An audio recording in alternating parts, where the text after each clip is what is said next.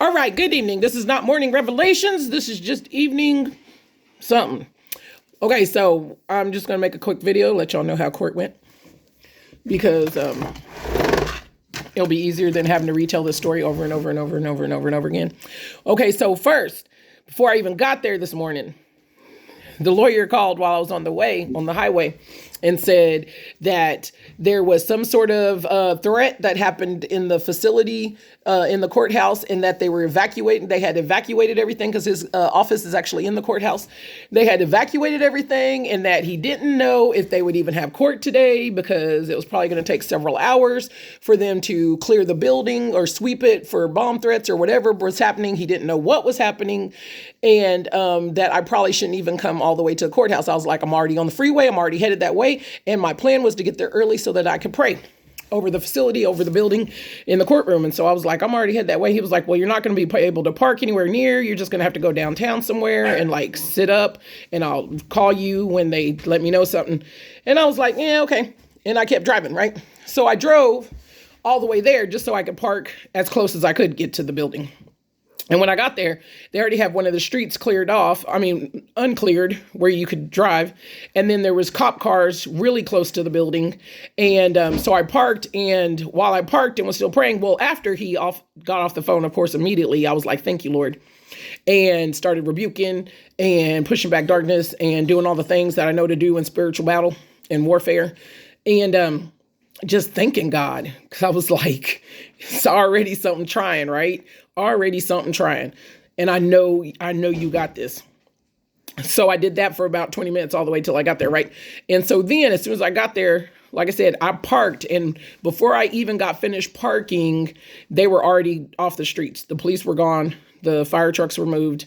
And I was like, all right, cool. So I get out, I walk towards the building. There's a guard already coming out of the building. And I was like, did they clear the building yet? And he was like, no. He said, the streets are cleared. The building will probably take about an hour. Okay. It was about an hour till we were supposed to go to court.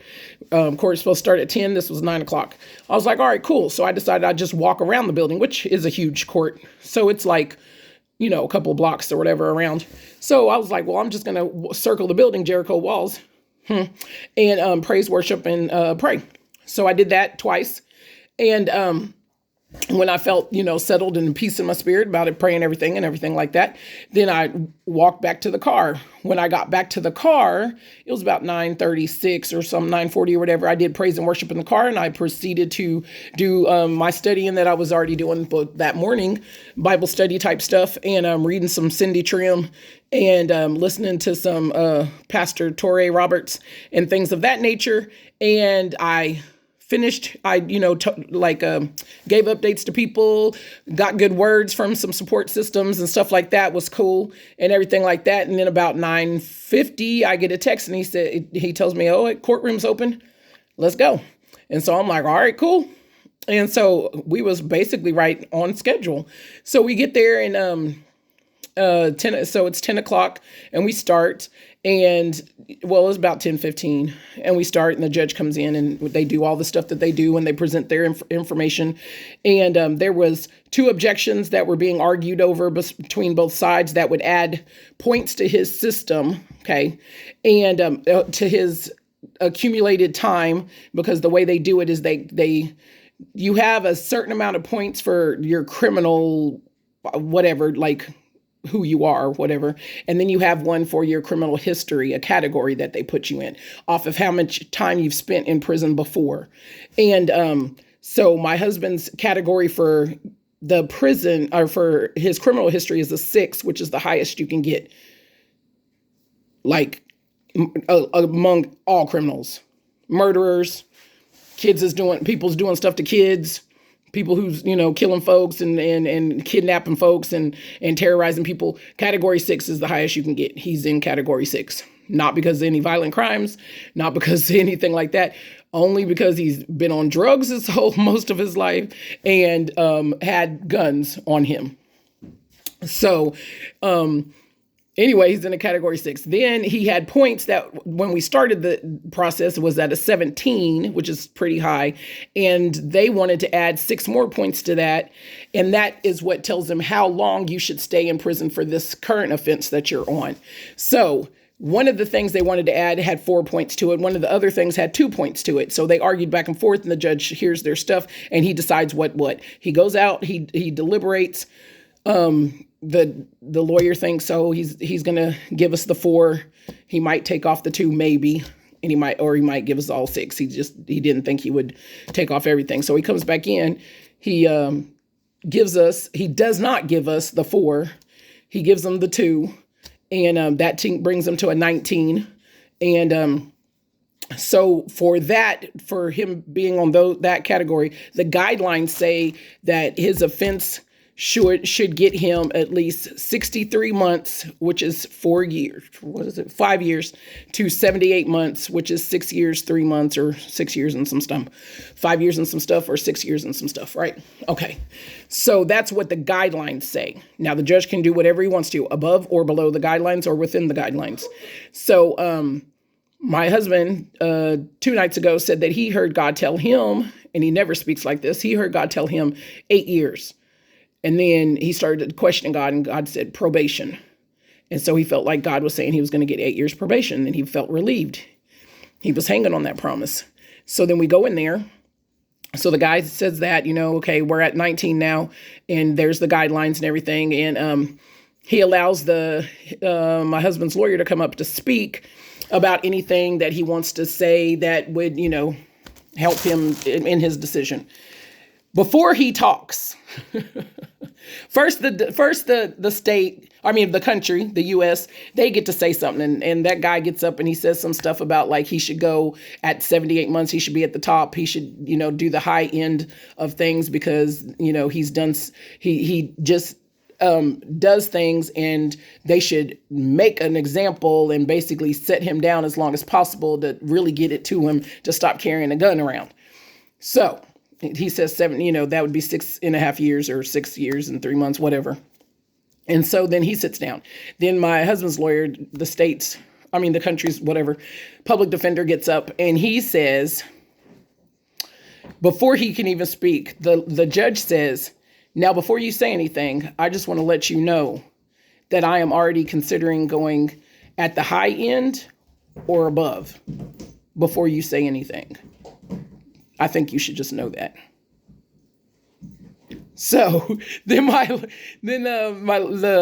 lawyer says, he goes into immediately Zach's character and how the man that's sitting in the courtroom is not the man that was sitting there when he pled guilty, was not the man that was there 2 years ago, that this is a different man sitting here today. And he goes into our relationship and our life and pointing to the evidence he's already presented to the court with character letters from pastors and just people who do the ministry up there at the jail, like outside people from churches that do ministry with them up at the jail, and what the growth that they've seen. They send letters in for his character, and I sent a letter in for his character and whatnot. And the administrator of the jail actually stopped the lawyer the other day and praised and raved over Zach and told him what a great guy he was and how she never has a problem. And actually the crime and the issues in his pod has decreased a lot because of his presence there, because he intervenes and because he's a peacemaker and because of the fact that he's so respectful to staff and that he's always the one to keep people in line, and that, that she just really appreciates him, stuff like that.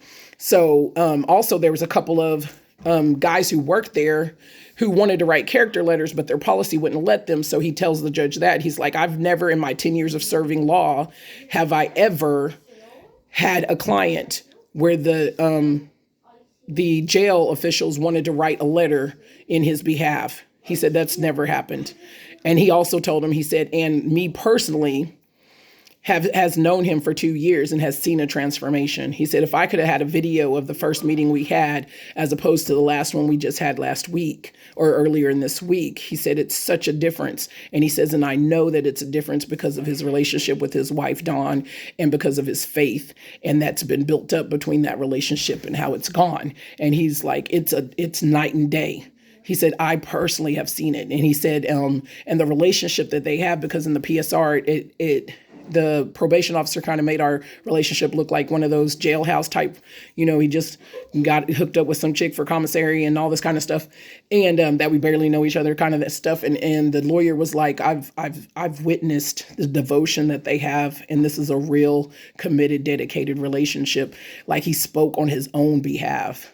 And he was like, and I've never, in all the clients I've never had a client that has, these things going on in his life, has a support system and has this going on and has that going on. He was like, that's never happened before. I personally have seen this and witnessed and say that this is who this man is. And so when he gets done saying all that, the judge says, okay, I'm gonna go back and deliberate. Give me 15, 30, whatever minutes. And he's back there 30, 40 minutes or something like that. He comes back out and he says, if it had not been for the changes that you've made, that I've seen in these letters, that I've seen in what your wife wrote, that I've seen in these spiritual leaders at the church at the jail that have written, if I had not seen the evidence of your change, I was going to give you way above the recommended high end of this. He said, but only because of what I see is evidence that you are a different man, I'm going to give you, and he gives him 5 years, 3 years probation. If you're counting, that's 8, and probation, which is what God spoke to him, and which is super neat. And then he gets time served and all these other deductions and everything like that. So it'll be a couple of years or something like that. And he gets to be involved in a drug rehab program and classes and all this other stuff in a federal program and everything like that. So the rest of that is simply on God. But, God just showed out. He just does what he does. He just showed out and was faithful and was evident. And last night before court, Zach said, this is confirmation. Either it's confirmation that, I will still be this man that I've become, but it will be confirmation that the world, has I've been a product of the world and allowed it to damage me. And this is, if things go bad tomorrow, it's going to be confirmation that that's just how the world is. And it's going to, hurt me. Or this is confirmation that what I've believed in, who God is and what he does, like, that's what it is. It's going to be, he said, either way, tomorrow's going to be confirmation. So, and it was, and God is good. And we all know this, right? Okay. Good night, y'all.